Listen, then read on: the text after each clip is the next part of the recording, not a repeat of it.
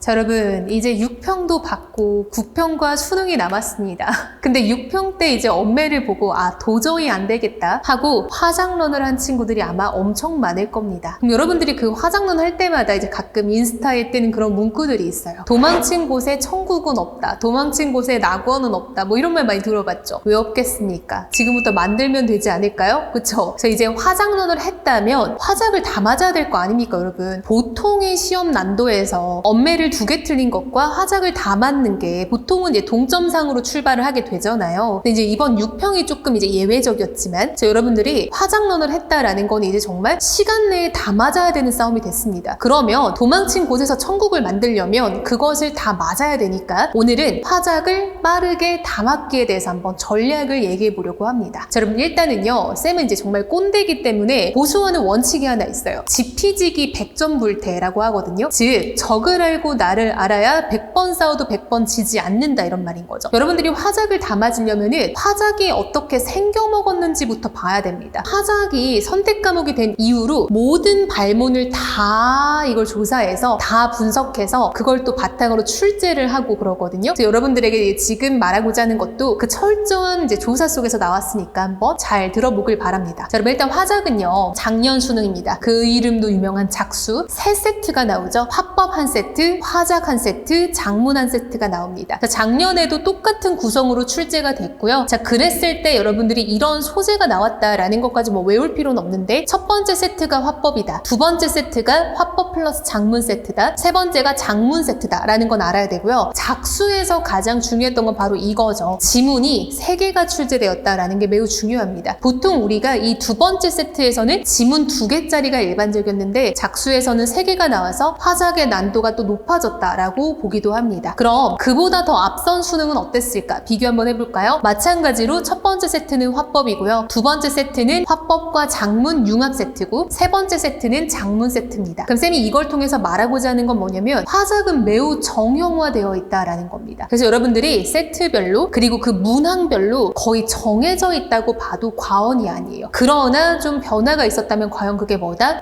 작수에 그 두 번째 융합 세트에 지문이 3개가 깔리면서 굉장히 난도가 높았을 수 있다. 그래서 여러분들이 이 정도의 변화는 주목해야 되지만 화작은 정말 고이고 고여있는 영역이다. 올해가 마지막이죠. 저 화작 이제 올해 마지막 세대입니다, 여러분들이. 이것만 좀 우리가 주의 깊게 보면 좋을 것 같아요. 이게 쌤이 계속 강조하는 이유가 있어요. 이렇게 되니까 많이 어려워졌다라는 거고요. 자, 이제부터는 뭘 볼 거냐면요, 하나하나의 세트에서 어떤 식으로 출제가 되는지를 볼 거예요. 자, 여러분 첫 번째 세트는요, 발표, 즉 화법 세트입니다. 근데 쌤이 발표라고 한 이유는 뭐냐면 보통 첫 번째 구간이 35부터 37번까지의 구간이잖아요. 이 구간이 화법이 나오는 파트인데 거의 대부분 발표예요. 쌤도 이것도 조사를 싹 했습니다. 그래서 이거 매트릭스로 싹 조사를 해놨는데 이때는 발표가 주로 출제가 되고, 아시다시피 발표자의 계획, 자료 활용하기, 청중의 이해, 이런 식으로 출제가 되고 있습니다. 자, 두 번째 여러분, 작문 소재도 거의 여러분들이 소재만 바뀌지 파트는 거의 이제 형식이 다 좀 정해져 있다라고 봐도 과언이 아니죠. 여기도 마찬가지로 글쓰기 계획, 자료 어떻게 활용할 거냐, 고쳐 쓴다면 어떻게 고쳐 쓸 거냐, 그래서 이렇게 또 문제가 출제가 되고 있고요. 자, 여러분 3점이 나오는 자리도 거의 정해져 있습니다. 늘 40번, 45번 이쪽에서 3점이 깔린다. 이 두 개가 상대적으로 좀 고난도 구간이다라는 것도 정형화가 되어 있다라는 거 알 수 있겠죠. 자, 그럼 지금부터 볼 건 뭐냐면 발문을 하나하나 볼 거예요. 여러분 발문이라는 건 우리가 그 문제가 출제될 때 그 문제 부분을 발문이라고 합니다. 자, 그러면 이 왼쪽이 2호 수능이고 오른쪽이 2륙 수능이에요. 그럼 여러분들 비교를 한번 해보세요. 쌤이 지금 잠깐 말을 멈출 테니까 왼쪽 오른쪽 왼쪽 오른쪽을 비교해 봤을 때 발문이 비슷한지 다른지를 보는 거예요.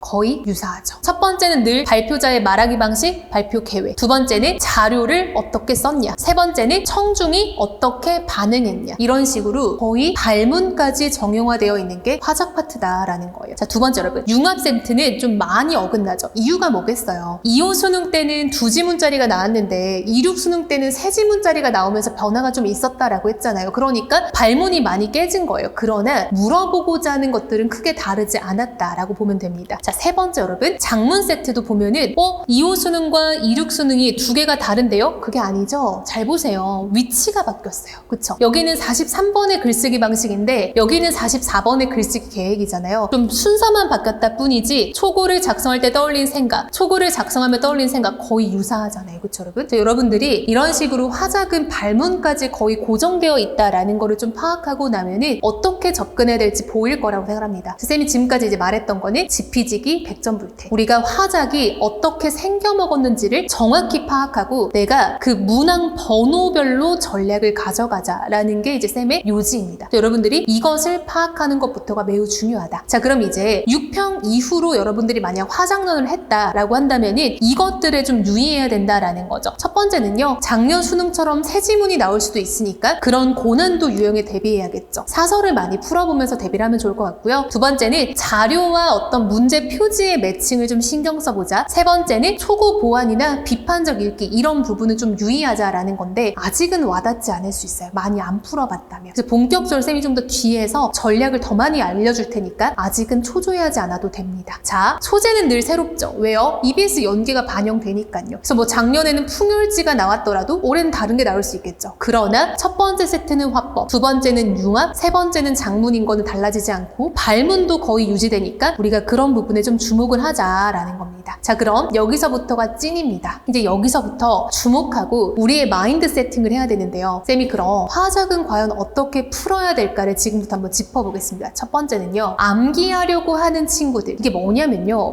이게 좀 고질적인데 국어를 풀 때 지문이 옆에 있고 오른쪽에 보통 문제가 깔리잖아요. 그럼 여러분들 중에 이 지문이 없어지는 것처럼 행동하는 친구들이 있어요. 무슨 말이냐면 이 지문은 언제나 왼쪽에 계속 떠 있을 텐데 여러분들이 계속 얘가 없어지는 것처럼 막 붙잡으려는 친구들이 있다는 거예요. 그러니까 센 말은 뭐냐, 문제를 풀다 돌아와도 되고 내가 언제든지 눈을 돌리면 그 자리에 그 지문이 있는데 왜 외우려고 하냐라는 거예요. 여러분들이 그것을 외우려고 하고 기억하려고 하는 그 마음부터가 장벽인 거예요. 그걸 다 내려놓고 문제 풀다 돌아와도 되고 내가 다시 읽어도 되고 밑에 읽었다 위로 올라가도 되니까 제발 뭔가 강박을 좀 버리라는 말을 하는 겁니다. 그리고 화작은 기억하고 외워서 풀려고 하는 게 오히려 나의 발목을 잡는 거다라는 거예요. 자, 두 번째. 그럼 화작은 뭐가 중요하냐? 발췌독이 중요합니다. 여러분, 뽑아서 읽는 거예요. 진짜 솔직한 말로 우리 발표 지문이 보통 처음에 깔리잖아요. 안녕하세요 읽는 친구들은 진짜 날아가는 거예요. 그거는 진짜 읽으면 안 될 걸 왜 읽냐라는 게 쌤의 말인 거거든요. 화작은요, 문제를 먼저 읽고 문제에서 요구하는 것을 쏙쏙 얌체처럼 골라서 읽어야 되는 파트예요. 화작은 외우려고도 하지 말고 다 읽으려고도 하지 말고 이해하려고도 하지 말고 발췌독을 하는 파트다라는 걸 기억을 해야 됩니다. 자, 세 번째. 그래서 하는 말이 바로 낄끼빠빠인 거예요. 그쵸 여러분? 그러니까 읽을 부분을 읽고 읽지 말아야 될 부분을 읽지 말아야 되는데 온갖 것을 다 읽으면서 화작에서 20분 걸려요. 화작에서 시간이 오버돼서 내가 뒤에서 멘탈 관리 못했어요. 이런 말 하면 무슨 소용이 있냐라는 거예요. 그래서 여러분들이 중요한 걸 골라 읽어야 되는데 중요한 건 과연 뭐냐? 문제에서 요구하는 게 중요한 겁니다. 그래서 여러분들이 문제를 먼저 읽고 문제에서 필요한 부분만 쏙쏙 골라 먹어라 라는 얘기인 겁니다. 그래서 여러분들이 읽을 때도 내가 기억하려고 하지 말고 어디쯤에 뭐가 있었지 라는 위치만 좀 기억하면 좋을 것 같아요. 그 위치에 대한 것만 인지하고 넘어간다로 한번 접근하면 좋을 것 같습니다. 자, 여러분, 화법은요, 무슨 내용을 말하는지 그 무슨 내용보다는 어떻게 말하는지가 중요합니다. 그래서 얘가 뭐 자료를 어떻게 활용했고 손동작을 어떻게 했고 질문을 했냐 안 했냐 이런 어떻게가 중요한 파트니까 그런 부분에 좀 집중하면 좋을 것 같습니다. 여러분, 작문은요, 계획을 세우고 글을 쓰는 거죠. 그 계획을 이행했냐 이게 중요한 거예요. 그래서 여러분들이 글쓰기 계획과 실제 작문을 왔다 갔다 하면서 이것들이 반영됐는지를 보는 게 중요한 파트가 작문 파트다라는 겁니다. 자, 그리고 여러분, 화작은 자료가 굉장히 많이 나오죠. 우리 첫 번째 페이지부터 보통 36번 자리에 자료가 떠요. 그럼 그 자료가 나오면은 그거를 그냥 킵해놓지 말고 나오는 즉시 왔다 갔다 매칭시키면서 읽는 거예요. 선지와 자료를 매칭해서 바로바로 이게 필요해 안 필요해 이거 맞아 아니야를 판단하라는 겁니다. 발췌독 그리고 낄낄빠빠 이거 딱 적용을 하는 거예요. 자, 그리고 여러분, 쌤 계속 아까부터 강조하는 건데 기억으로 푸는 거 아닙니다. 발췌독 하면서 선지 대응시켜서 그냥 직선 대응하는 거예요. 이 선지가 여기에 맞아? 이 선지가 여기에 맞아? 이렇게 하는 거지 이 내용을 전체적으로 통독하면서 내가 기억하려고 한다? 그거 진짜 말도 안 되는 일입니다. 쌤도 그렇게 안 풀어요. 그쵸? 여러분들이 그런 것들을 좀 주의해서 봐야 된다라는 거. 자, 그리고 여러분, 이게 이제 좀 꿀팁 중에 꿀팁인데 38번부터 42번 구간은 너무 빡세요. 쌤도 이때부터는 목이 뻐근해요. 너무 집중을 많이 해야 돼서. 그래서 여러분들이 이 파트는 어려우니까 뒤로 빼는 것도 방법이에요. 무슨 말이냐면은 화법 단일 세트, 작문 단일 세트, 그리고 마지막에 이 융합 세트를 푸는 것도 방법이고요. 무엇보다 중요한 건 뭐냐면 이 파트는 꽤 어렵기 때문에 선지 하나에 정보가 매우 많아요. 어떤 선지는 정말 정보를 3개까지 물어보는 경우가 있거든요. 그럼 끊어서 처리를 하는 겁니다. 그래서 정보 단위대로 끊어서 1대1 매칭하면서 발췌독하면서 맞나 틀리나를 점검해야 되는 게 이 융합 세트니까 이 융합 세트는 여러분들이 좀 잘 다루길 바랍니다. 자, 그리고 이게 정말